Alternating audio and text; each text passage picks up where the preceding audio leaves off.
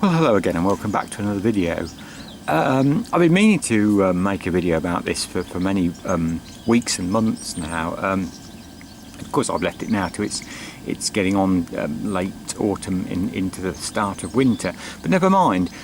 I've had this in front of us here. It's one of these Chinese relatively cheap generators, which I bought many years ago. I think, going from memory, it was around about 2003, 2004.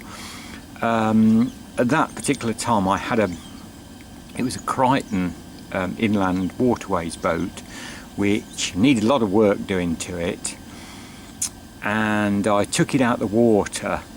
And where I was then, and when I took it out the water, there was no power. Obviously, to run anything like tools, pressure washer, sanders. In the end, I painted this entire boat, and it came up really well, and that's another story altogether. So I wanted some sort of power, and I wanted some kind of reasonable power also. So, and this was very cheap. I can't remember. I think it came from a firm off eBay. I think at that time I bought it. So it's called a Direct Equipment. It's got one of the Honda Chinese clone engines, I believe what they're known as, and it's 2,700 watt output. So it gives a fair old output. We also, at that time, I had an allotment, and we used to hold little get-togethers in our allotment. We had a little shop on the site, and many a time, I've taken this over there with the electric kettle, and this will boil an electric kettle dead easy, and I can make people coffee on Sunday mornings. So it was also used for that. So it's had very little use. It has been dry stored in a shed since, I should think, it last run in probably, might well have been 2005, 2006. So it's many years. And so I'd like to bring it back to life. And I also, obviously it's not worth a lot of money. The first thing I want to try and do with it pulls over, it turns, it's not seized, it's got oil in it, it's still got a good amount of oil in it. It looks as though, looking in the fuel, looks as though I've virtually run it out of fuel. There is some nasty, really, a little bit in the bottom of the tank that looks really horrible, like varnish, which obviously going to have to be cleaned out. But I was looking at maybe buying one of the really cheap online kits and try and convert this to run off a propane cylinder. So it'd be handy at home, particularly in the winter. Had a power cut, or you just wanted some sort of power away from the house. So this is as it's been found in the shed. I dug it out yesterday. If we have a look round it, as you can see, we've lost some paint down here, but we can touch that up. I've noticed the spark plug wire there is the rubber is a bit cracked there. I know I put this fuel hose on. I think that's basically why I stopped using it at one point when we were taking it across the allotments, particularly because the fuel hose split, and so I put this, which was a little bit of temporary pipe, so that needs sorting out better. I think that was up an old lawnmower. I found that bit, which did work. As I say, so it turns over.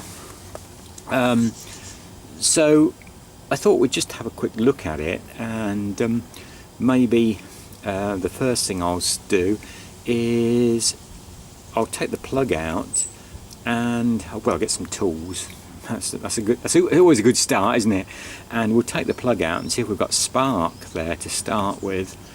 And as I don't want to put any more fuel in the tank at the moment, so we might try and rig something else up just to see if it will run, because I'd like to see if it will run, to see if it will still generate power before I decide what to do with it, where I want to take it on to, is it worth keeping.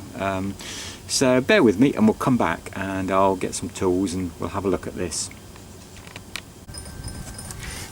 Well, amazingly enough, this spark plug was very loose inside. So we'll have a look. Let's take the end cap off there. The end cap has come off as well. Alright, it's a strange, it's a very strange three-pronged affair there.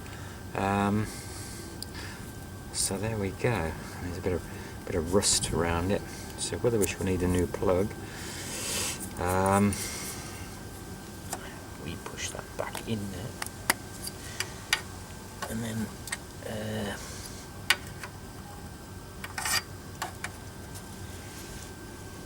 we shall see that. I don't think you will see that, but it might be better if we make sure we are in the on position, mightn't it?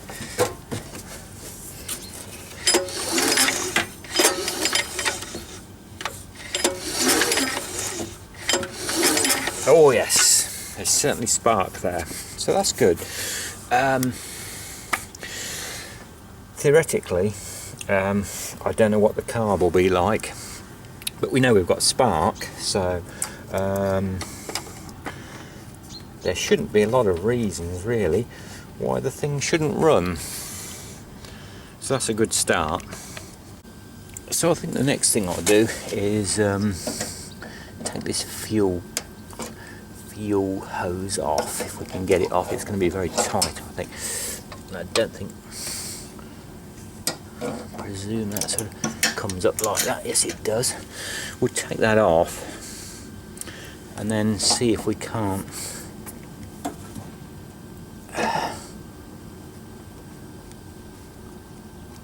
I think that might have to be. I'll just get a screwdriver and see if we can push it back a little bit. I think that's got so brittle with the age of it. I think it might be better to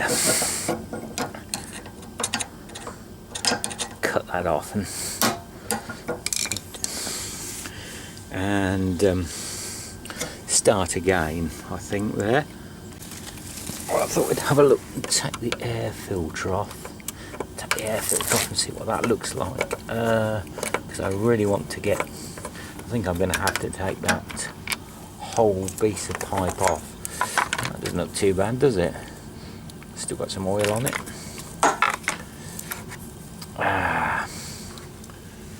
Right then, how do we get that off of there, pray?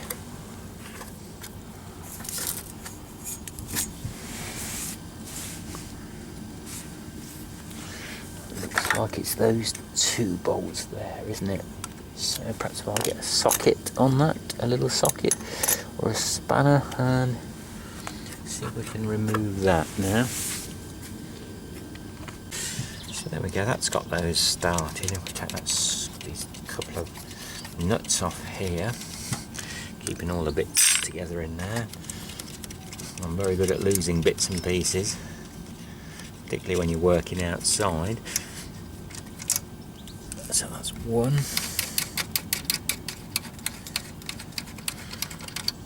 And there's two, so that I would have think should it looks like we have another one there then, do we?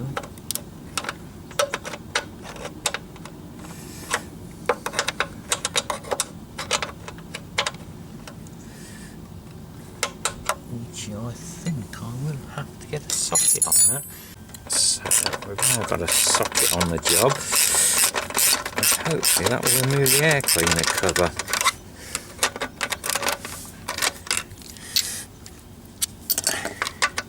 There we come, pushes out, and hopefully that comes off there if we keep all those bits together there, like so.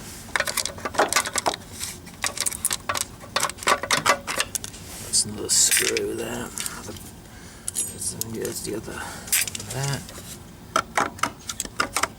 pipe that comes out the back of it there. What's stopping it moving now? There we come, and that's it. So I thought we'd take the carburetor bowl off there and just have a look, see what sort of condition it's in.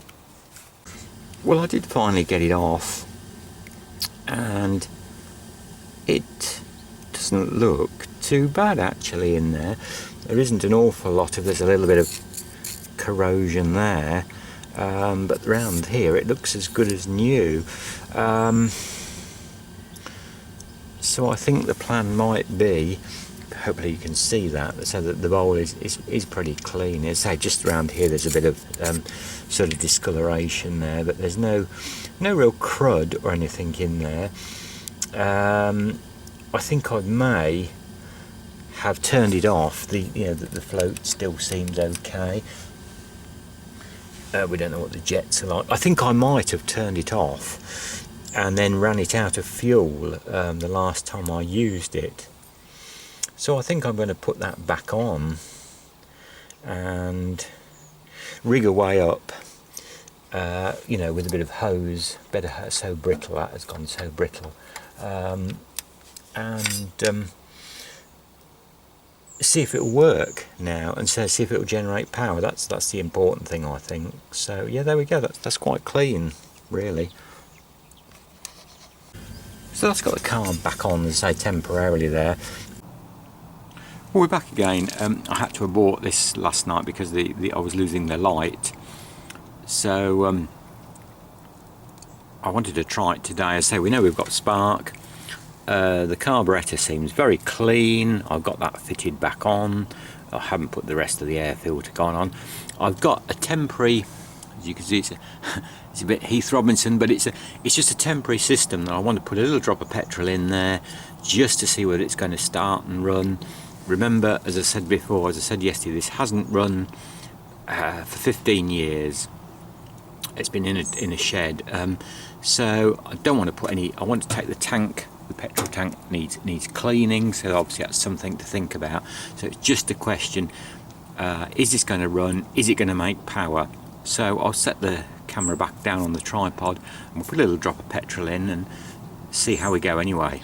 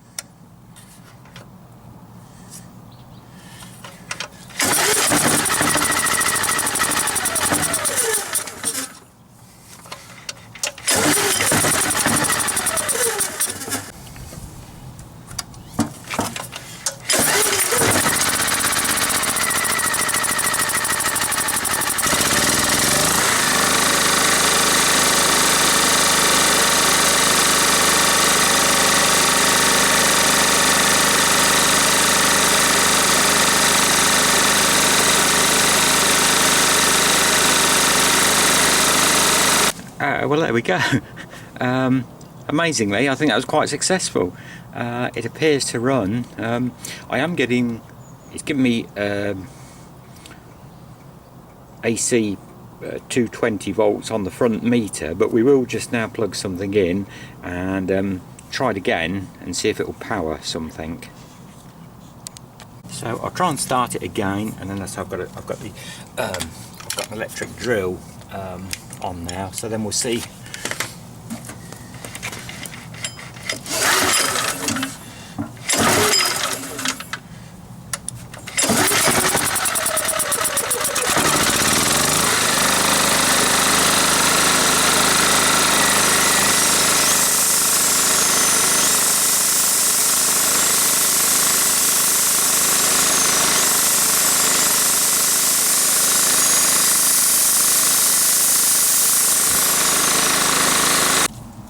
Well, sadly I'm losing the light again, but that's about it. I'm delighted. The engine runs fine. It seems to run very well, just like it did when it was last running, as I say, 2005.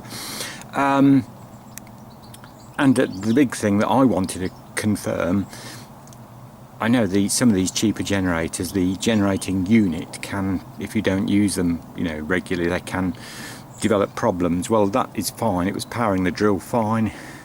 The voltmeter on the front was working okay and giving good AC voltage. As I say, I shall now go on and clean this up a little bit more. You know, as I take the fuel tank off, clean it up. You know, I might do videos about that, I might not. It depends how the weather is. But as I say, for a cheap unit, it's quite a nice generator, and I will certainly look. I would really like. I don't like keeping a lot of petrol here at home.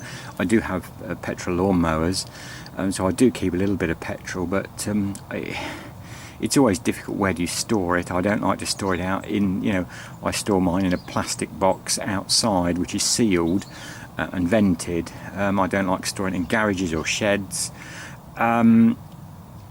So what I was thinking, I have an old Calagas butane bottle that I took off a boat, one of the smaller ones, and I've spoken to a Cala dealer that will exchange that for the same size propane, and all I've got to do is pay for the gas. So I'm going to have a look around and see if it's possible to buy a cheapish conversion kit, and maybe change this to, you know, so it can run on propane, which would be really handy.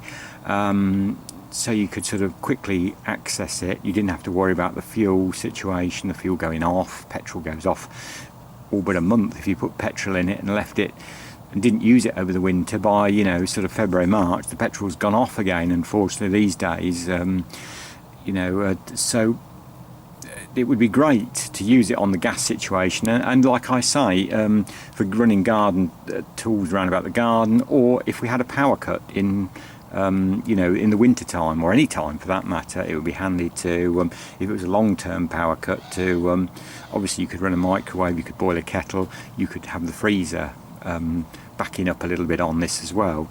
So there we go. Thanks for watching. If you've done a conversion on a similar sort of generator, I'd love to know how you know, if you bought one of the cheaper kits. There's several about on eBay and several firms offering them in the UK. So yeah, thanks for watching. Please do subscribe, and we'll be back with some more videos very soon. And thanks again. Bye for now.